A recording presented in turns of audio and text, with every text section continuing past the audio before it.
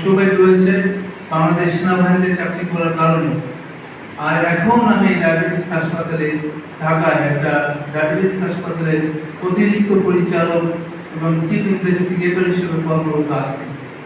আমার জানা মতে বর্তমানে বাংলাদেশে যত ঘাতক ব্যাধি আছে তার মধ্যে ডায়াবেটিস একটা অন্যতম ঘাতক ব্যাধি।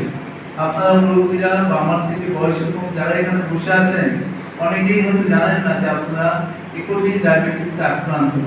আপনাদের অনেকের পরিবারে বা আপনাদের স্ত্রীদের ডায়াবেটিস হচ্ছে বা প্রেগনেন্সি হচ্ছে, যখন তাদের ডেলিভারি হয় ডেলিভারির সময় তারা এই ডায়াবেটিসের কারণেই অকাল মৃত্যুবরণ করে। তো আমি ব্যক্তিগত অভিজ্ঞতা থেকে আমরা দেখেছি অনেক কিছু তো সমাধান করা সম্ভব না, বাট পরিকল্পনার মধ্যে রাখা যায় যে আমরা একটার পর একটা করব। তো ডায়াবেটিসটা আমরা খুব সংক্ষিপ্তভাবেই, আপনারা যারা এই আমার সামনে যারা বসে আছেন মুরব্বীরা বা ইয়াং ছেলেরা যারা আছেন, আমাকে সবচেয়ে আমার কাছে থেকে এ বিষয়ে পরামর্শ বা আমার সবসময় যে কথা বলে সে হচ্ছে জামিল। জামিল প্রায়ই আমার অফিসে যায়, অফিসে গিয়ে বলে যে কাকা আমি তো এটা পারি, আমাকে একটু কাজে লাগান, আপনি তো পারেন, আপনি আমার সাথে একটু থাকেন। তো আমি এই জন্য আসলে জামিলকে নিয়ে আসছি। তো আমি বক্তব্য দীর্ঘায়িত করবো না, আমি সংক্ষিপ্ত একটা পরিসরের কথাটা বলি। আমাদের ননিকাকা আছেন, ননিকাকা আমি জানি, আমি কিন্তু সদ্য হালিমুজ্জামান সরকার চেয়ারম্যান নির্বাচন করেন, সেই নির্বাচনের যে একটা স্লোগান মিছিল ছিল, আমি ঢাকায় থাকতাম, সম্ভবত ক্লাস 6 বা 7 এ পড়ি, সেই মিছিলে কিন্তু ছাতা নিয়ে আমি ছিলাম। উনি ছাতা মাথায় মার্কায় নির্বাচন করছিলেন, ঠিক কি কথা ঠিক না? ওই ছাতা মার্কায় নির্বাচন করছিলেন, আমরা পুরো কলপাড়া ইউনিয়ন ওই ছাতা ভূমি দিয়ে পুরো কলপাড়া ইউনিয়ন প্রদক্ষিণ করেছিলাম। তো আজকে হালিমুজ্জামান সরকার দাদাভাই উনি নাই, অন্য দাদারাও বড় হয়েছেন, কিন্তু ওনারা তো আমাদের দেখে গেছেন, সেই ছাতা আমরা ইচ্ছে করলে ধরতে পারি। আপনারা যদি সেই ছাতার নিচে সবাই থাকেন তা আমরাও অসাধ্য সাধন করতে পারবো।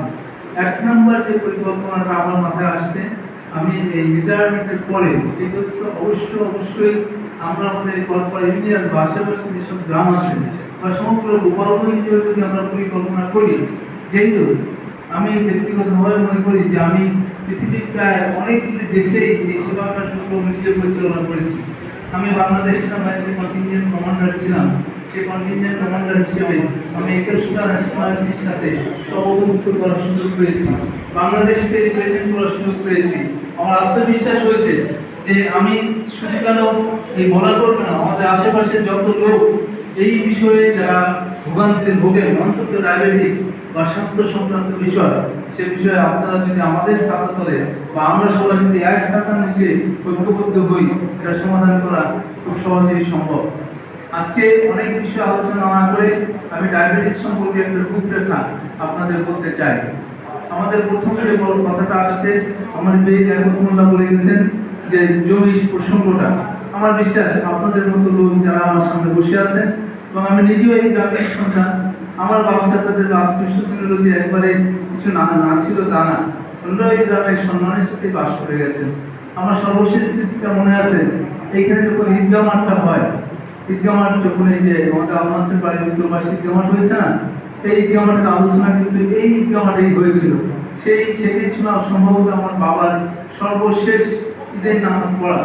সেখানে আমরা বাড়ি থেকে নৌকায় করে এখানে আসছিলাম, এবং কোনো গ্রামের কোনো একজন মুরব্বী প্রস্তাব করেছিল যে আমাদের একটি ঈদগাহ মাঠ প্রয়োজন।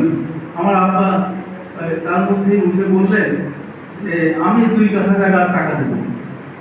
আমরা কিন্তু কেউ জানি না যে উনি এরকম একটা কথা এই সমাবেশে বলবেন, এবং এরপরে বা আগে গ্রামের সব মুরব্বীরা সাড়া দিলেন, এবং সেই ঈদগাহ কিন্তু হয়েছে, এবং আমরা কিন্তু সেই ঈদগাতে এখন নামাজ পালন করি না?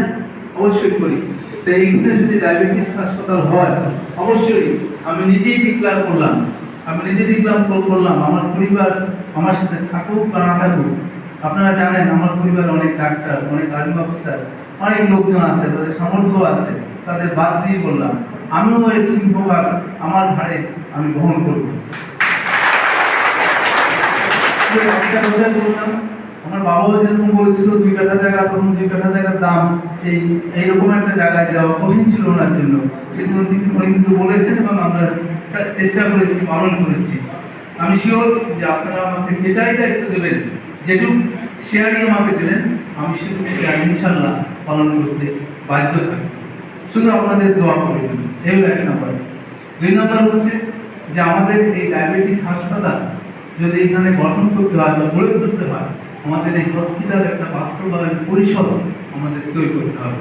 সেই বাস্তবায়ন পরিষদে আমি একটা ছোট্ট রূপরেখা দিচ্ছি যে আমাদের এই বাস্তবায়ন পরিষদে যে প্রধান পৃষ্ঠপোষক আমার চোখে আর কি, আমি বলাপুর গ্রামের যত সব লোক আমি চিনি বা জানি বা আমার কি বলবো যে আমার যে বিশ্বাসের মধ্যে, আমার কনফিডেন্সের মধ্যে যারা আছে, সেই কনফিডেন্সের মধ্যে আমি জানি যে আমি বলাপুর গ্রামে যতদিনই আসি, এই হাটখোলায় আসার চেষ্টা করি, আমি দেখি যে সবাই রনি চাচাকে দেখি সামনের দিকে থাকেন, উনি দায়িত্ব নেন।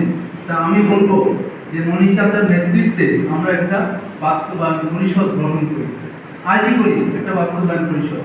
এই বাস্তবায়ন পরিষদে যারা যারা থাকবে তারা নিজেরাও বলতে পারে যে আমরা থাকতে রাজি, বা 2-3 জনকে যদি এই যে ইয়াসিন আছে, আমার কিন্তু ঢাকায় একজন ফোন করে বলছিল তুমি ইয়াসিনের সাথে কেন কথা বলো না, আমি বলে খুঁজছি পাইনি। এটা আমার মনে হয় ইয়াসিন আমার বার্তা পাইছে যে তাকে আমি খুঁজতেছিলাম।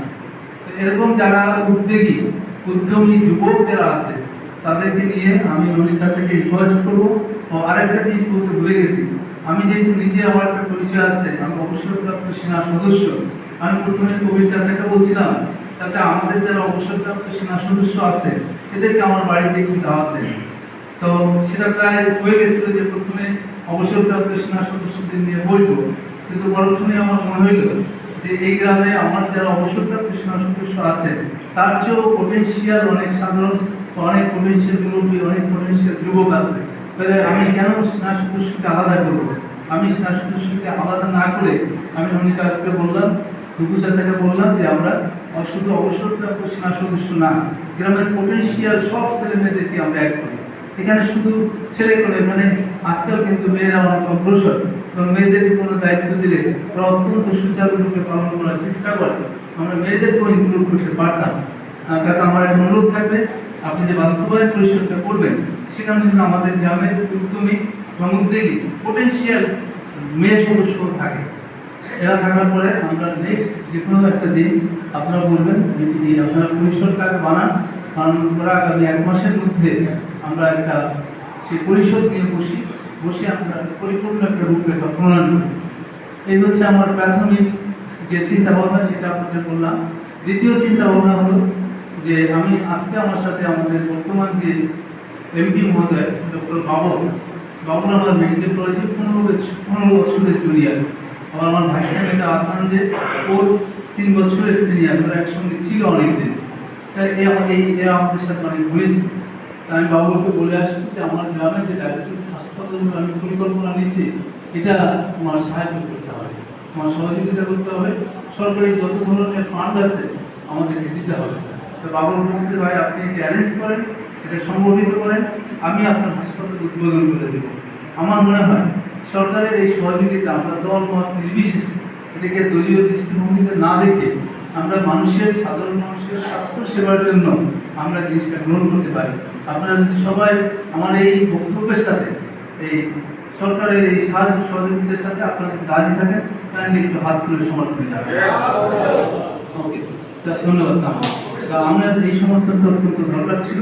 আমরা এটা দলীয় দৃষ্টিভঙ্গি থেকে না দেখে আমরা এটা অবশ্যই আমরা এটা সার্বজনীনভাবে আমাদের স্বাস্থ্য সেবার জন্য, আমাদের রোগীদের জন্য, আমাদের মার জন্য, বাচ্চাদের স্বাস্থ্য সেবার জন্য আমরা এটাকে গুরুত্ব দিয়ে আমরা বাবুলের এই সংস্থাকে আমরা স্বাগতম জানাই।